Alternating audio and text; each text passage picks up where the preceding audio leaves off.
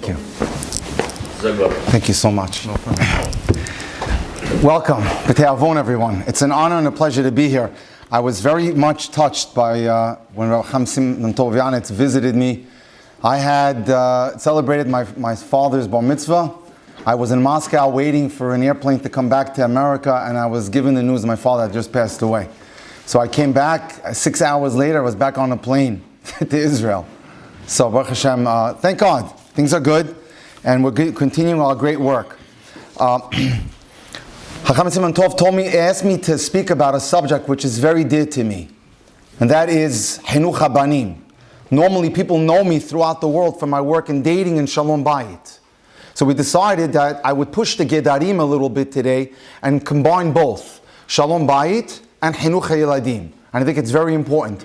I see in my life every day, I sit with people all the time that are having issues in dating or Shalom Bayit. So I see what's going on. I've also had the privilege, I ran Pirchei for 20 years for a kollel called Keter Tzion, which is in Brooklyn. Simon Tov knows all about it. It's a great kollel. Many of the great rabbis have graduated from that kollel. Rabbi Eli Mansour came out of there, Rabbi Eli Dayan, many great people. So I had the privilege to deal with children for 20 years. I'll share tonight with you some insights, the do's and don'ts of how to raise great children. So please make sure that you look at the video or you take notes, because we're going to learn a little bit today. Let's start with a very interesting story. A man writes that it was his father's 25th yard site in the Har HaMenuchot in Yerushalayim.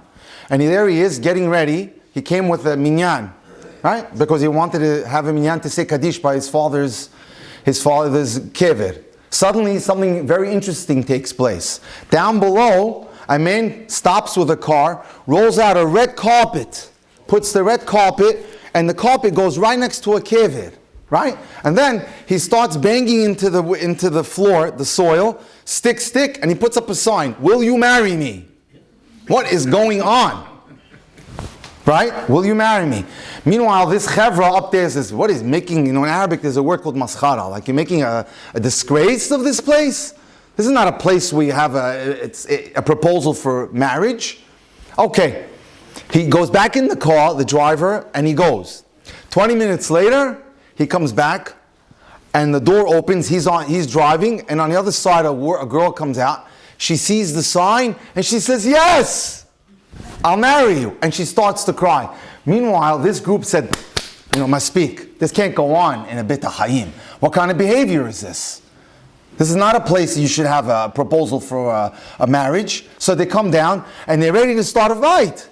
And the man looking, he says, "I know you think you're asking us what's going on. I think my kala needs to tell you the story." And she starts to tell them the story. She grew up in a home with 14 children in Yerushalayim. And somehow, when she was in high school, she started to drift off the derech. She started doing bad things, and the girl and the Beit Yaakov didn't know. Until finally they found out, and they expelled her. "Goodbye, get out of here." And from there, the home for her was the street. And no longer was she walking around b'tzniut. She colored her hair white, blonde, nose ring. But something interesting happened. Every day, every week, her father took her on a walk 3 times a week. And he's walking around with his black hat, tzitzit sticking out. And he never judged her. Never. And she stopped being religious. She wasn't eating kosher. And he didn't know what's going on. But every week her father would take her for a walk 3 times a week. Until finally, she started the path back to Teshuvah. And she didn't tell them that she kept her first Shabbat in a very long time. She kept that first Shabbat, and she wanted to call up Motzei Shabbat to tell Abba, Ima, I kept Shabbat for first time in 10 years. She calls up, the mother's not there, she's in the hospital, Hadassah. She calls her on a cell phone, "Ima, what's going on?" "Abba just passed away." She was crying like crazy. "Abba, I wanted to show you, I was Oseh B'Tshuvah, you can't leave me like this now." She says she almost fainted at the funeral. Okay. A year later, she's in Shidduchim. Someone introduces her to a person like her, someone who also had difficulties in life, who went off the derech and now was coming back. It was a good shidduch. And now they were getting ready to get engaged. He decides, what's the best place for her to get engaged?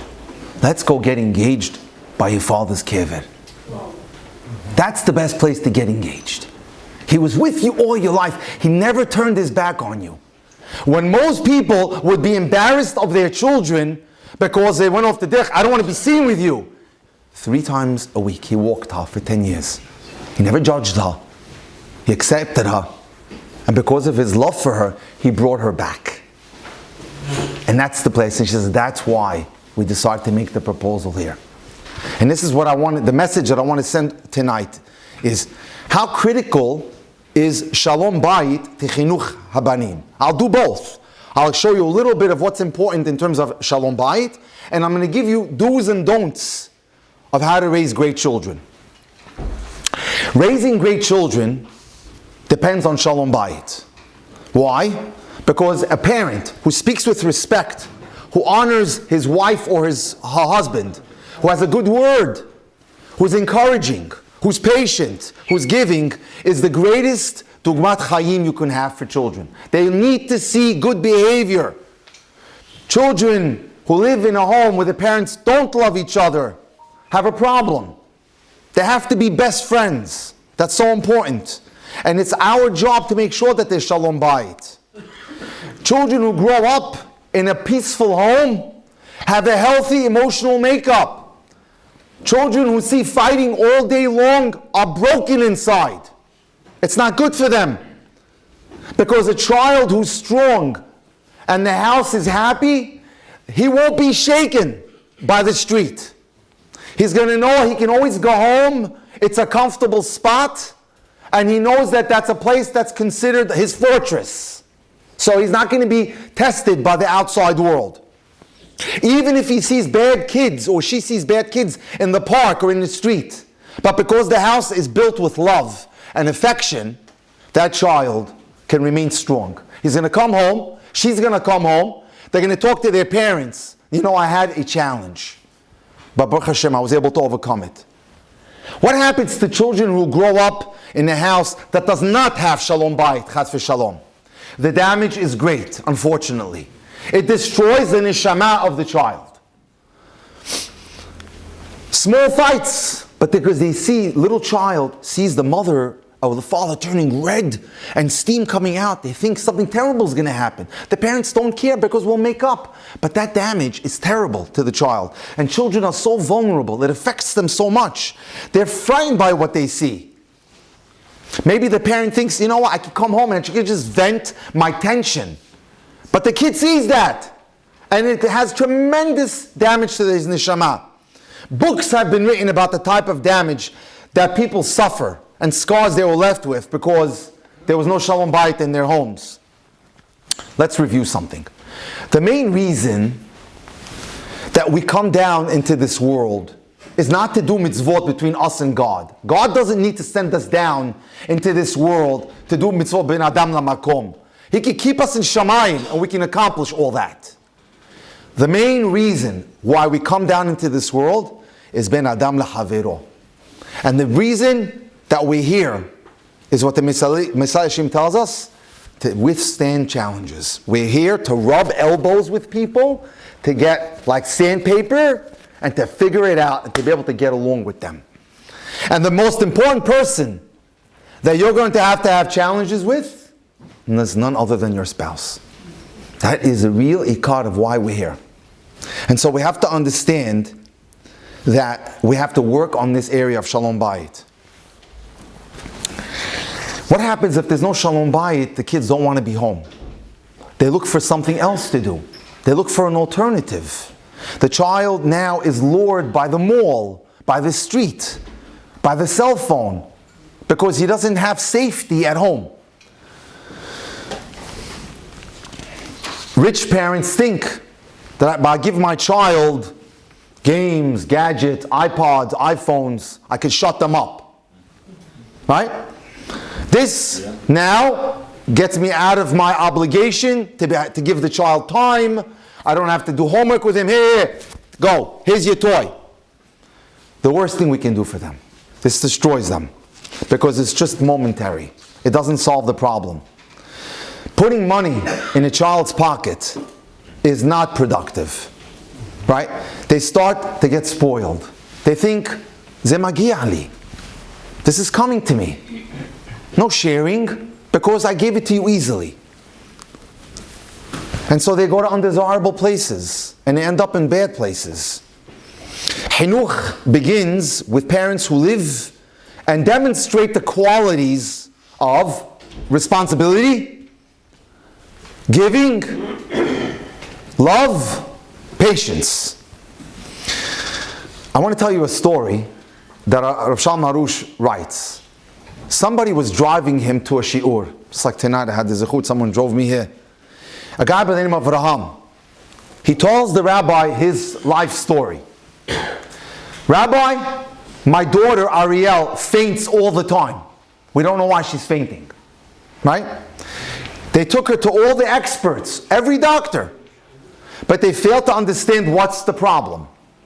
Everything seemed okay, and the girl kept fainting. Imagine standing up, boom, standing up, boom. What's going on? And it's dangerous. They went to a rabbi in Yerushalayim who told them something that was a real hidush. He says, "If you stop fighting, I guarantee you, your daughter will stop fainting." They agreed to stop fighting. 6 months, they avoided arguing. No vikuhim at all. And their daughter didn't faint once. One Shabbat, Avraham became angry, and he was wanted already now, he was cooking. He wanted to start a fight with his wife. His daughter looks at him, "Abba, you want me to faint? I can't handle this." He realized right there how much damage the arguments were having on his daughter. And the story's not over. Guess what? When he started to think about it, and he was a kid, he had the same problem. Avraham used to faint as a child. And now he understood that his parents' arguments made him faint. His daughter's experience was just a flashback to his own life. He remembered how his parents had terrible arguments. Right? And he and all his brothers and sisters had to go to psychologists because of the fighting of the parents.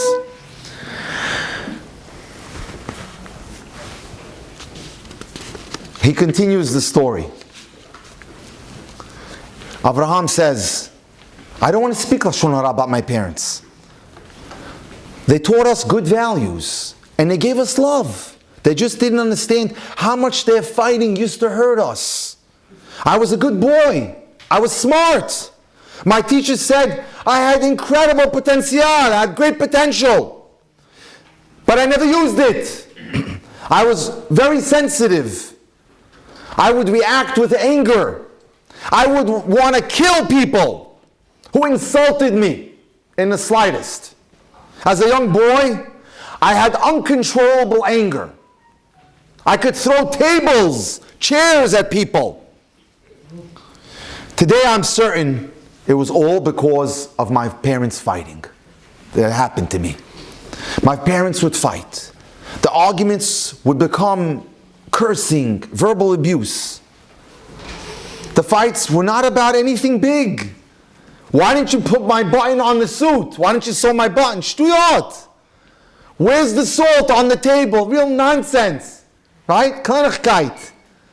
It was about stupid things. As a child, he tells the rabbi, I had to go to a psychologist for 7 years because of the fighting of my parents. I could not adjust in normal situations. When children see their parents fighting, this is Avraham talking about, it destroys all the simha in their life. We are a number of children, he writes, and every one of us needed therapy. On the one hand, we knew how to deal with the fighting, but it tore us apart. Let me tell you, he tells about his life a little more. Money was not lacking in my house. My father could have bought every house in the shchuna. That's how much money he had. We would go on vacations to hotels when people 50 years ago didn't do that. It was only something that rich people did. When my mother would see a piece of real estate for sale, she said, Avram, buy that piece right now. He would buy it in cash. He had money in his pockets. And what happened? All the money, gone, disappeared. All the money disappeared. We don't know where it went. Because my father did not fool around with other women. He didn't gamble. He didn't smoke. So he didn't have any bad habits. Where did the money go? I'm absolutely sure that the money disappeared because of the fights and lack of Shalom Bayit, which made our lives dysfunctional. And because of that, I thought all women are bad, because that's all he saw. Because as a child, he writes, you see things out of proportion. The tension of growing up in such a house influences your entire future. It influences your education. It influences your own marriage. It influences your work, everything. I'm telling you all this for the good of others. Maybe we can perhaps save other people, he writes. And I want to tell you something. I love my parents. I never want them to exchange them for anyone else. But clearly they didn't know what they were doing to us. At the age of 27, I was hospitalized with a heart attack. Look how one thing escalates to the next, to the next. Treatments cost me a lot of money. It all stemmed from my childhood because I was raised in a home with parents at war with each other. So we have to invest in our children. They are our future and our highest priority. Unfortunately, in the last 15, 20 years, people have become self-absorbed with their own lives, and they're not giving this kind of attention that children used to have from their parents. We all have to wake up from our sleep and understand that we are obligated to direct most of our kohot and our energies and efforts to our children's education. Every one of us can become a successful parent. But we must make it a priority and be determined to succeed at all costs. We do that by working on our midot. I got to read you an interesting article that I saw this weekend, which was really amazing. It was written by a real intelligent Chabad mashpia, Rav Manis Friedman. He's big. I got to read you this. It's very fascinating. The foundation of marriage has to do with one thing. Mashpia, mekabel. The man is the mashpia, the woman is the mekabel. Right. The man is the giver, and the woman is the receiver. Anytime you have a confusion of that relationship, you have a terrible situation. If the man is not the mashpia, if he's not the giver, it destroys the mekabel, who is the receiver, which is the wife. And if the wife is not receiving, it kills the man. Okay. And the marriage is doomed. A bacher came to the rabbi and he said, Rabbi, I found a girl who I like, but something is stopping me from getting married to her. I don't know what it is. I mean, she has everything, but I just can't seem to say yes. So the rabbi tells him, I know what you're going to tell me. She's smart, yes. She's good, yes. She's very capable. So she doesn't need you.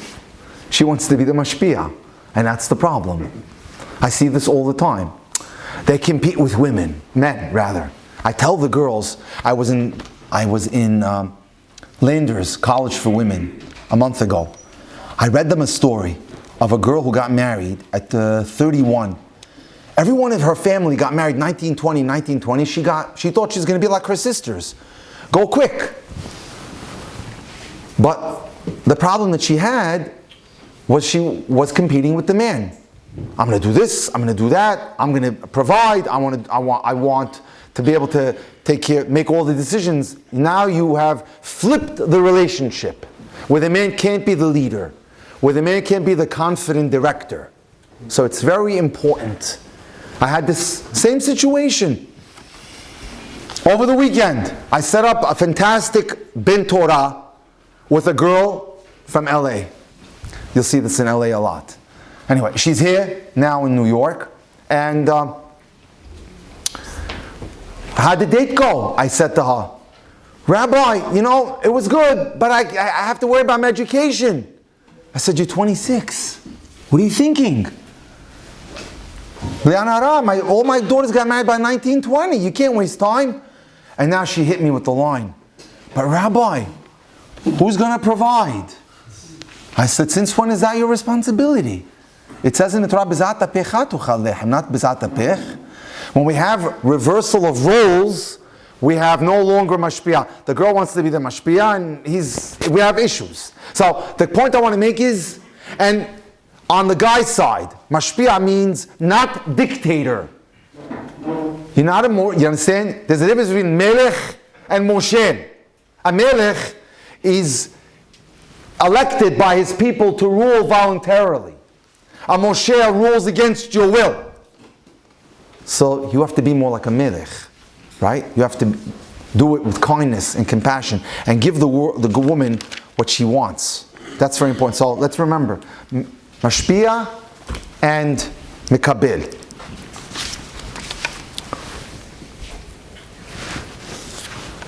A couple once came to a rabbi for advice. How do we raise children? The rabbi told them, Ivdu et Hashem b'simcha. Serve God with joy. It's so important. Rabbi, they said to him, what's the connection between being happy and raising good children?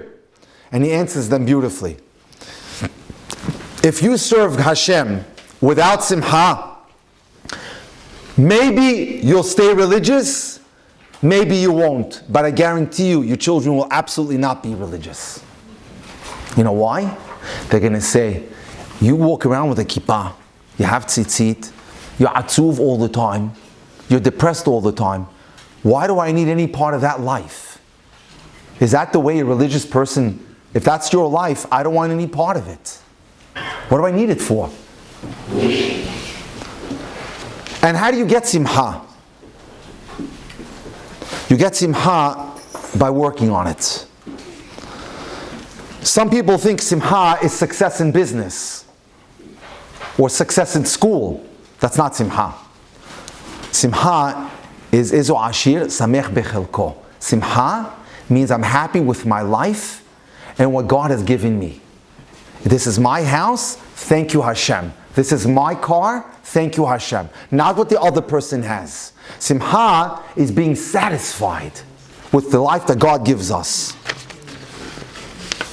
When a child grows up with sad and depressed parents, he blames Yiddishkeit as the source of their suffering. You see? You people, he looks at his father and mother, you people call yourself religious? Look how depressed you are. It's got to be your religion. So who needs tefillin? And who needs mezuzot? If that's the life that you guys are living, I don't want any part of it. Is this how the Charedim behave? It doesn't make sense. I don't want to be dati. But when the parents work on being happy, singing on Shabbat, excited about doing mitzvot, dancing, then he's going to want to do that. He's going to want to buy into that lifestyle. Complaining parents won't be able to convince their child to stay religious. Why do I need it for? Because he's not going to believe them. A child could be small, but he understands that if that's their life and it's not bringing them joy, why should it bring me simcha? If parents bring the child to shul and scream at him all the time and lecture him all the time, do it now, force him, string him on by the neck, is that Judaism? No, not at all. That's not simcha. That's not Yahadut. That's not the way to serve Hashem. Never. A person with beard, peot, and tzitzit shows the world that he's Jewish and religious, but when he's sad and he's depressed and he complains, he shows the world that he's not happy. That's the biggest chilul Hashem we can make, because we are God's ambassadors. Is that the way we're supposed to be representing the Ribono Shel Olam?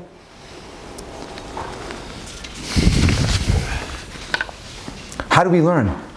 Very simple. The first two words of Sefer Tehillim, Ashrei Ish. David HaMelech tells us, happy is the man.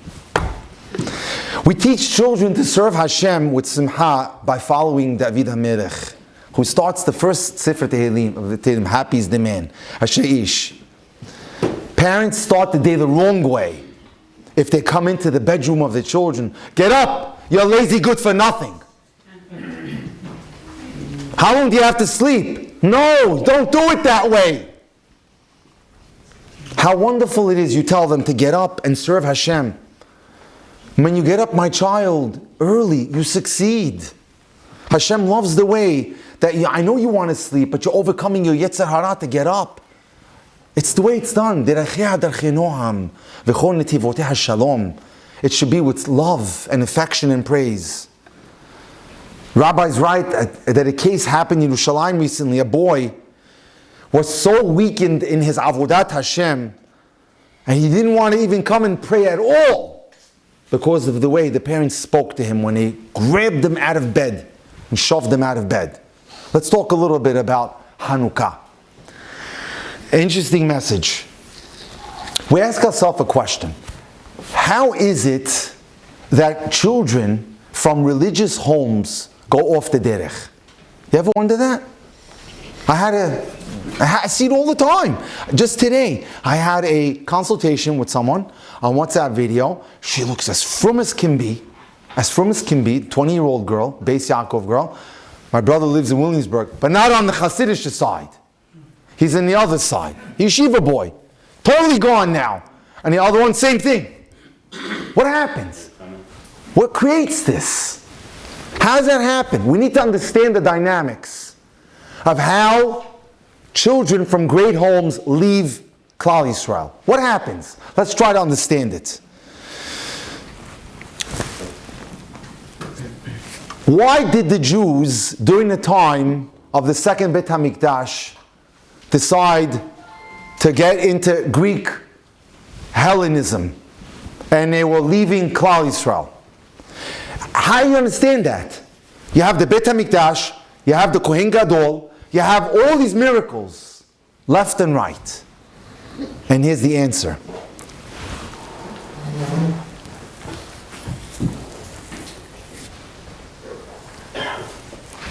Because they didn't have simcha when they served Borei Olam.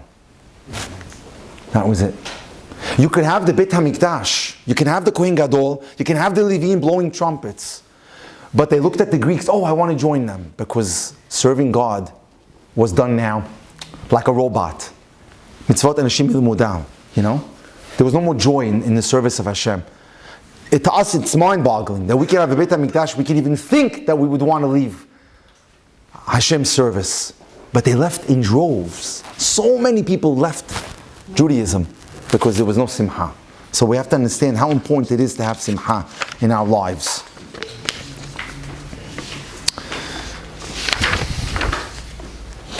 Every child must know how to say thank you and express gratitude.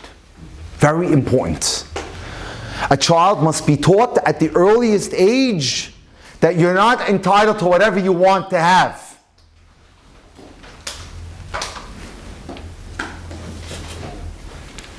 It's very important. We have to teach them this. Very important. When parents are grateful for every beracha in their lives, and they say, thank you, Hashem, that we have a beautiful table, that we have a dining room, that we go on vacation, and the children see this, and they copy the parents. These kids grow up to be great servants of Hashem. So it's so important that we have to teach them to be grateful, and we have to be good role models. On the other hand, children who never learn to express thank you and gratitude are jealous, are selfish, and greedy. So it's important that we have to put it into the very dam of our children to be grateful. The Gemara tells us, watch out for the children of the poor, because they will be the giants of Klal Yisrael. Right? Tizharu be'aniyim b'yaldehem. Be careful of the children. You know why? Because they don't have eye tablets and eye gadgets. So they run to the Beit Midrash. Just take a look at Chacham Ovadia. When he first got married, 9 children in one room. Dinner was water and a little bit of bread. I remember he's my father's rabbi from Cairo. When he was chief rabbi, of Egypt. Wasn't simple those days. But the Gemara tells us, be careful for the children of the poor, because they're going to be the giants. One day David Shelby told me this story. He was, Chacham Ovadia had a library, first floor, and then he had to get on the steps. So he went up on the steps to get one of his sefarim. He discovers an envelope that had $40,000 in it. 40,000? Oh, I forgot about it. He just throws it. It meant nothing to him. He wasn't motivated by money. Money came pouring at him later in life. He did good things with it. But we have to learn from what the Gemara tells us. Pay attention to the children of the poor, for Torah will flow from these kids. The gains of rich kids, iPods, iPhones, destroy the growth in Torah learning and excellence. Some children grow up with a lot of money, and their parents buy them whatever they want. And then later on in life, the parents don't understand, why is this child never satisfied? Whatever I do for him, it's never enough. Whatever I do for her, it's not enough. Such a child is reckless. And he ends up having problems in his own marriage. And what happens, another thing, is when you give them toys and toys and toys, then the ga'ava comes. The more nechasim you have, the more you feel like you're Mr. Big Shot now. I have a bigger car, I have a fancier this, a fancier that, right? And they start to show off to their friends and make other people feel bad. So what do you do if Hashem gave you money? How do you raise great children? If you have a good panasa. Listen to what the Gemara says. Pay attention to the children of the poor. It means don't give your children every toy and every gadget. Children who get everything become adults who are never satisfied, who don't appreciate, and are not grateful. 2 very important things to remember. What should we teach our children? Number 1, teach them that nothing in this world is achieved. Nothing is achieved without hard work. And number 2, say thank you for everything that you get. These are the 2 critical lessons to teach your children. Yosef, Dina, you got to work for it, whether in hours or whether in time. And 2, to always say Toda Rabbah for everything. If the child wants something, give me something in exchange. Clean the room, clean the backyard, give me 10 Pirkei Tehillim. Do something for it. Make the child earn it. It's very important. And make sure that you teach them to always say Toda Rabbah for everything. Jealousy. To prevent jealousy between children is very important. It's critical that we don't show favoritism to any child. It's very important. We have to make sure that we have a level playing field. Look at the terrible tragedy that took place with Yaakov and Yosef. V'asalo ketonet pasim. How much problems that brought him because he showed favoritism to one son. It's critical, especially when the other children are watching, to ensure that you don't demonstrate favoritism to any one child. When a parent treats one of their children as their favorite, the other children are emotionally harmed. Parents have to be careful not to show or display favoritism towards any one of their children more than the other. Has v'shalom, the other children will interpret this as you don't love me. And when a child lacks chamimut, love, his emotional balance is compromised. And we see very carefully, we see how important it is. In the Torah, I'll give you two examples, Cain and Hevel. Cain was the older brother. Hevel was the younger brother. Cain saw that Hevel was more successful. His korban was accepted. Cain's was not. Cain's jealousy was so great that he murdered his brother Hevel. Versus another case, Moshe and Aharon. Moshe was gone for years, 40 years, and now he's coming back. And he tells Hashem, I don't want the job. Aharon is there. He's the leader of Klal Yisrael Mitzrayim right now. Hashem says to him, don't worry. He's going to be happy for you. He's not jealous. Because in that home, they were raised b'simcha. There was no favoritism. And they were raised with a love for each other. Why is an older brother, an older sister jealous of the younger brother or the younger sister? Why does that take place? How come the younger brother doesn't feel jealous of the older one?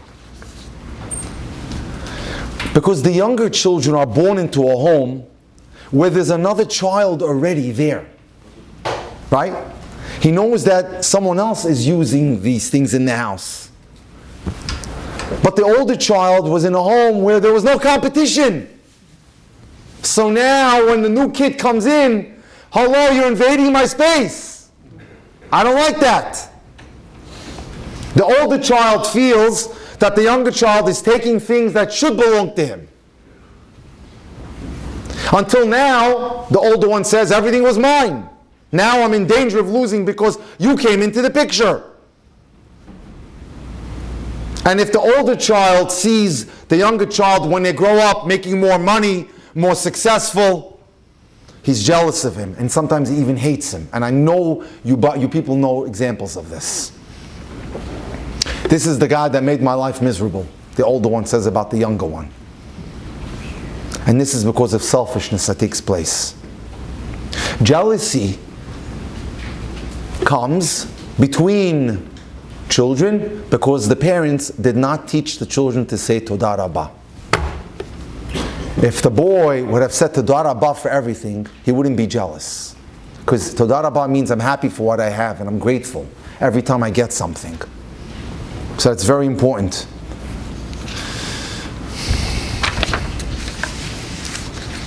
Ten habits of highly effective parents. Number one, they don't put their spouse down in front of the children. The husband does not embarrass the wife in front of the children. The wife does not embarrass the husband in front of the children. Because you create an environment of chutzpah. And now the child acts b'chutzpah. Because he sees the father shame the mother. Or the mother shame the father. So that's step number one. Don't put your spouse down in front of your children. That's number one rule to raise great children. Number two, they keep the words respectful. They speak to each other b'derech eretz. 3, in spite of the challenges in life, they keep it calm. They don't lose their cool. They remain collected. Good parenting means gamzei ya'avor. Whatever the problem is, it'll pass. No reason to get bent out of shape and to lose yourself. Number 4, to raise great children. You give time to your children. You have to know that you can't get around that. You must invest in your children and give them the time that they need with you. Parents who have great relationships with their children have spent years communicating with them, learning, and dreaming with their children. They're careful with the telephone, the cell phone at the dinner table. They enjoy meals with the kids together. They read bedtime stories to them. Things that are now going out of style. And no phone calls and emails during family time. Number 5, they set clear rules of discipline. If the child is told one day you could stay up till 1 o'clock, another day it's 2 o'clock, and another day it's 11 o'clock, or another day go to bed at 8 o'clock, there's no consistency. So the child is confused. We need to have clear rules. 6, watch the criticism. Don't criticize the children excessively. Criticize the action, not the boy. Instead of saying, you never clean your room, say, the room needs to be cleaned. You see the difference? Because when you criticize, you put a hole in the neshama. I'm not good for anything. I'm a loser. I'm a failure. So it's very important. It's 8. They maintain a sense of humor. The house should have a simchat chayim. The house should be a place where he comes home and he knows people are not screaming and they're not shouting. There should be jokes. There should be laughter. It's very important. 9. If the kid makes a mistake, let him learn how to fix his own mistake. Don't do everything for them. You're going to rob them of vital kelim that they need to deal with life. 10. They create goals that can be accomplished.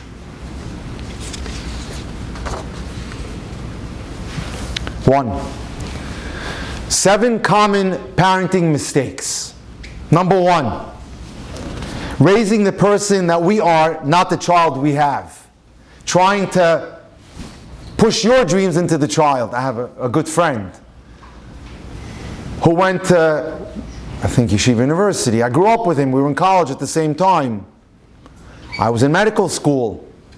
He calls me up. I'm dropping out. What do you mean?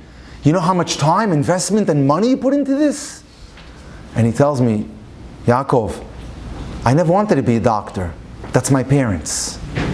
That was their dream, not mine. Today he sells real estate. It wasn't my dream. That was what they want. Don't project your dreams on your children. Give them the kelim and the education that they need, but let them decide for themselves. That's very important. Let him figure out what derech that kid needs. You know, like a deck of cards is our children. Each one is a different number. Each one is a different style. Each one is has different talents. Your job is to work with each one differently.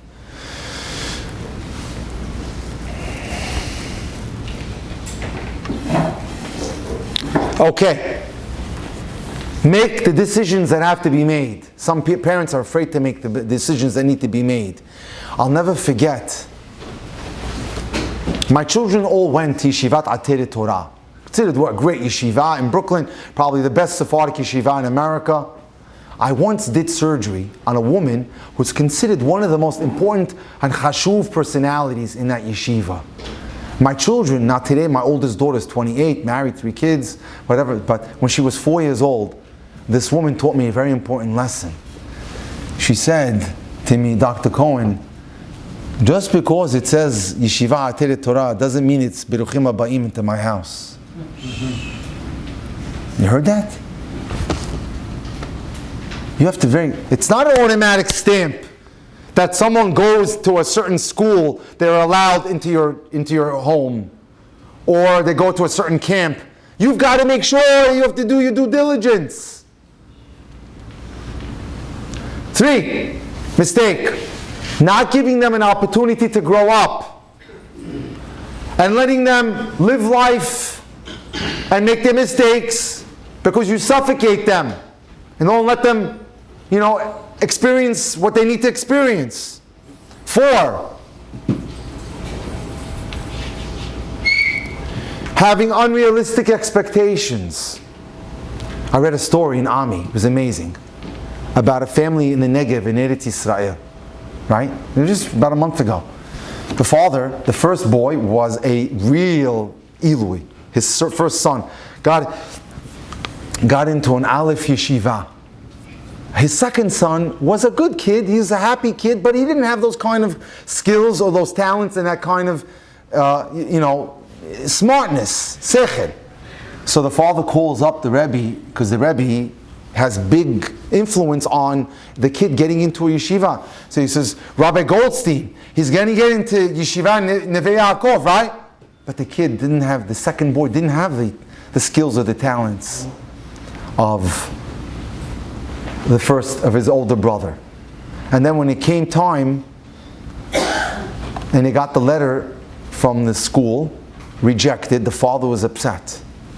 Because he wanted his second son to go to the school, which is an Aleph yeshiva, but the boy didn't have those kind of skills or kochot. The boy ended up at a different school, which was much better for him, and he thrived. It's very important. I know I was just involved with this because I'm sending my son to Yeshiva Gedolah. I told the Rebbe, I'm not interested in brand name. Tell me where my son will flourish as a human being with good midot. Some people said, I gotta have Mir, I gotta have Hebron, I gotta have Panovich. It's not about brand name. It's about where will your son or daughter thrive and become the best Oved Hashem. Don't get lost in that mistake. You don't need Calvin Klein on the pants. Understand? Or Giorgio Armani. Or for a yeshiva. You need to ensure that the environment that the child is in is the environment that the child will grow most. And 5, sending inconsistent messages. Telling him not to eat in a certain restaurant because it's maybe not so kosher and you go eat there.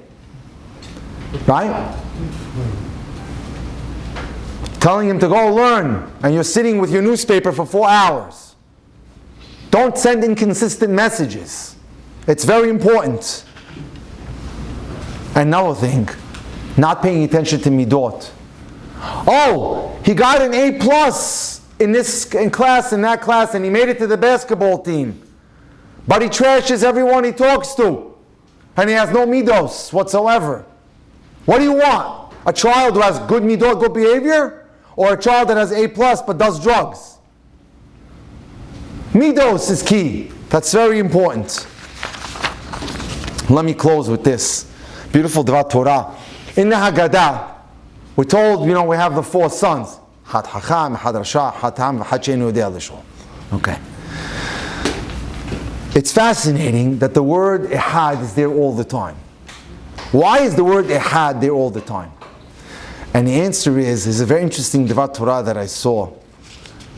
That maybe it's not about 4 children. It's all about the same son. And it's all about different times in a person's life. Right? Ehad she'einu yodea lish'ol is when a child is very young. He can't talk. And then he grows up and he becomes a tam. He's simple. He's still figuring life out. And then he becomes a teenager and he does stupid things and you can call him a rasha, tipesh yisreh. And then eventually he becomes the hacham. It all requires patience. You're going to go through life with your children and you're going to see them through various journeys, various nisiot. You just have to have patience with them. You have to be there for them. And realize that because a child is going through a tikufah right now, that does not mean they'll be there all their whole life. Your job and mission is to give them the love and affection, patience, and let them thrive. Believe in them, compliment them. Clap them on the back, tell them I love you, communicate with them, spend time with them. And anybody, as we can see, can leave a bad path and go on a good path. Let me just share a very beautiful story and I'll close with this. There's a park in Tel Aviv called Yarkon, right? It's a very big park, it has rivers and everything. There was a kibbutza of nice people, and the person who tells the story says, we're not very religious, we're secular, we're Hiloni, right? We came to make a barbecue. And then there was a man who was dati having a catch with his son. So the kibbutza that was Hiloni, they ran out of pitot. One of them was a man named Tomer. Tomer was a big guy, big strong guy. And he says, okay, I'm going to go get pitot from my car. He goes to the parking lot, he comes back, he goes, I can't open the door to my car because somebody's Hatzalah motorcycle is right in front of it. Who parked the car? Who parked the motorcycle in front of my car? So the guy was, the dati guy says, I did. So he comes up to him, how dare you do that? You better fix it now, I'm going to punch you in the face. So the guy says to him, the Hatzalah guy goes, relax. You have to speak that way in front of my child? What's it all about? And they had to stop him from hitting him, just over the motorcycle. Okay. He goes and he moves the motorcycle, he brings the pitot, everything's good. Suddenly what happened? They hear a crash from the metal bars, they play the monkey bars? Mm-hmm. And a girl drops, she turns blue. It's Tomer's daughter. And they're going crazy. She stopped breathing. She's not breathing. So the Hatzalah guys, I'll come right back. Right? He goes to the motorcycle, he gets on the motorcycle, he drives it right into the park. He opens they have a box in the back. He starts working on it. He calls on the radio to get for help. She's not breathing. Tomer is turning white as a ghost. He's shaking like a leaf. And Baruch Hashem, the Hatzalah group was able to revive her. And Tomer says to him, you saved my daughter. He says, it's okay. I have to pay you. No. It's fine. We get paid with all the mitzvot that we do. These are our children, the man tells him. All Jewish children we're responsible for. Whether it's your daughter or my daughter, we have to help everybody. This story shook everyone up in that group. And they decided, wow, we have to take a look at ourselves and see what we can do with our own lives. So Tomer, who was not dati, says, you know what? I want to make a Saudat Hoda'ah. Thank Hashem for saving my daughter's life. What's the name, he asks them, of the guy that saved her? They found that his name is Efi Agassi. I want to invite him to the Salat Hoda'ah, to the thank you Saudah. And it was going to be 2 days later. Listen to this heartbreaking story. Efi Agassi is on his motorcycle in Yerushalayim, answering another call the next day. He crashes into a taxi and he dies. Everybody that was in that park came to the funeral. And they're crying. Including Tomer. And at that funeral, Tomer says, that's it. I'm going to be Hozer B'Tshuvah. The next day, he started putting on tefillin and tzitzit. And he goes, if Efi Agassi's life was meant to bring me back to Hashem because of his love for Hashem and his love for Klal Yisrael and love for the children, then I learned my lesson. And everyone in our kibbutz became dati. May it be the will of Hashem that we should be able to raise great children who will serve Him with all their kohot and build many wonderful Jewish homes. Again, anybody who needs me, you can always call me. I'm at 305-206-1916. Thank you, Rabbi Yanitz, for inviting me. It was an honor, a pleasure to be here. Hatzlacha to everyone. Thank you.